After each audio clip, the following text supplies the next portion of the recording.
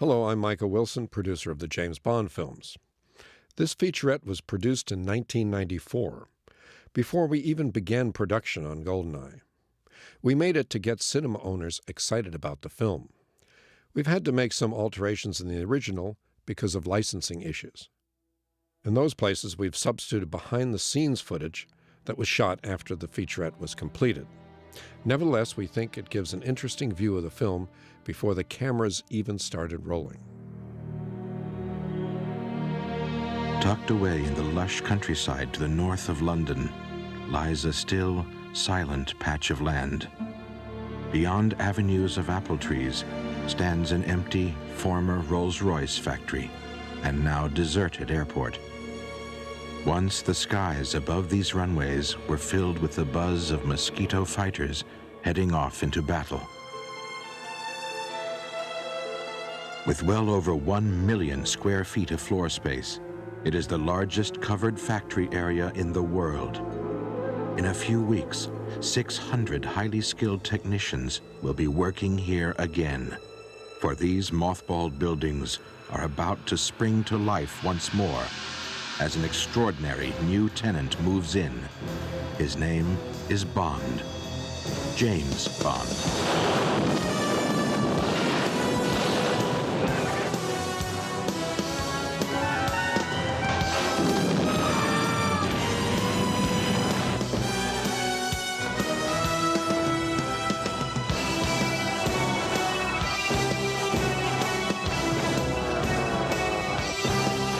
On the 8th of June, 1994, months of worldwide speculation came to an end when the identity of the new James Bond was finally revealed.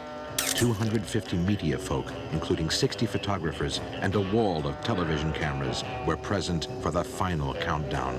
Ladies and gentlemen, the new James Bond, Mr. Pierce Brosnan.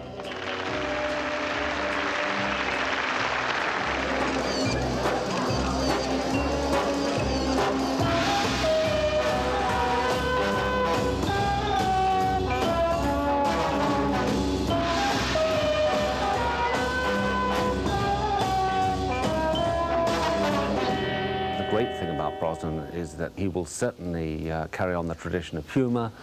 I think he's intelligent. I also think he's a damn good actor. Good looking he certainly is. And I think all of the, I mean, don't forget in the last 16 Bonds that humour has been a terrific element. There have been huge pluses. The series hasn't been a success, you know, because of things that didn't work. They've been a success because of things that did work. And the point is that all of the characters, all of the three guys playing Bond, in their own way have made it a very successful series. Hopefully will bring, you know, through his own personality and so forth, all of the successful elements that have previously been in the characters, but maybe a few of his own. He's Irish after all, so the sense of humour for a start will be interesting. The latest film is called Goldeneye. One immediate problem for the biggest Bond movie of them all was that even 007's traditional home at Pinewood couldn't provide sufficient space for the spectacular sets. A new base had to be found, so production designer Peter Lamont was given the rare chance to build his own film studio. This is the #1 factory of the Rolls-Royce military helicopter facility. They moved out some 15 months ago, and we're fortunate enough to be here today, embarking on the 17th James Bond. Where we are now will eventually be 2 big stages. One about 220 feet long by 130, the other about 240 feet, somewhat bigger than the stages of Pinewood. We're now in the area that will become the art department, with all the drawing boards laid out for all the plans of the site and the proposed stage areas. As you can see, some areas need a little bit of a touch-up. We're also going to be cleaning up the loos. Oh, in fact, we've got a new wall here. Here's Brosnan's dressing room. We're going to put up new partitions over here. A dividing wall has been created so that he can have a lounge area and a more private area. New Zealand-born Martin Campbell landed the plum assignment as director of Goldeneye. Some pretty huge sets. Yeah. It wouldn't be vintage 007 without beautiful Bond women. and Goldeneye is no exception. Both the women have very strong roles, are very self-sufficient, are very strong and intelligent, and I think from that point of view they'll be very different. They won't be subservient to Bond. In fact, they will basically cut their own path through the moon. I don't know how politically incorrect it is, but I think they'll be very glamorous and they'll look wonderful and gorgeous. The film's race against time climax takes place in the tropical wooded hills of Puerto Rico, on and around the world's largest parabolic dish.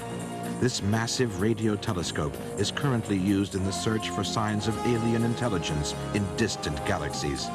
This is the Arecibo radio telescope in Puerto Rico. It looks rather small here, but it is 1,000 feet across, and the actual transmitter is 500 feet above the dish, weighs 500 tons. There is an aerial walkway out there, and from what we've heard, it takes about 10 minutes to walk out there. The Bond series has always had a unique style. They march over towards the command. As Goldeneye is very much a Bond for the 90s, to surpass its own pace-setting standards of special effects will be a monumental challenge. This is a shot we're proposing to do when the Goldeneye satellite sends down the nuclear pulse and totally wipes out the electrical systems of within like a 30-mile square radius. This MiG has been scrambled from a nearby airbase. It's going to come down, totally out of control. Maybe its wing takes away one of the pylons and embed itself into the building with people running away, stuntmen, really quite near to a big explosion. This is the full-size model that we're making of the MiG, which we have to make because of the problems we have with the weight ratio. The full-size MiG weighs approximately 5.5 tonne. This particular working model will be probably tested to destruction, so that we get all the necessary facts and figures. Particularly, we're going to make the wing section as it is on the day, because one of the problems you do have is when you're towing simulated aircraft at that sort of speed, sometimes they have a tendency to take off on their own, even though you don't want them to. Q will be on hand to provide Bond with an arsenal of lethal new gadgetry. Fly up and decapitate, flamethrower from the guitar, and finally a smoke screen to get away. This is a prototype of a machine used to chase Bond by one of the villains. It's what I call a Meccano model, really. Trying different configurations of blades, sizes of blades, to make it look as mean as we possibly can. It saws through both ends of a bridge. It chases him through all the trees. Ultimately, he's trying to saw him into pieces. Just give it a little run up. At the bottom, there is a little dust enhancer to make it look more meaner. Goldeneye will be packed with all the humor, high style, and excitement that fans have come to demand over the years. The final word goes to director Martin Campbell. We have a new Bond. How do we update it? How do we make it better than the previous Bond? What's his attitude to the changes that have taken place in the world politically? Traditionally, there's always some amazing stunt, so we hope to be able to do the same thing.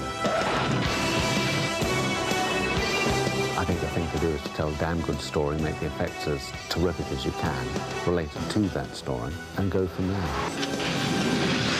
Bond is back with a vengeance.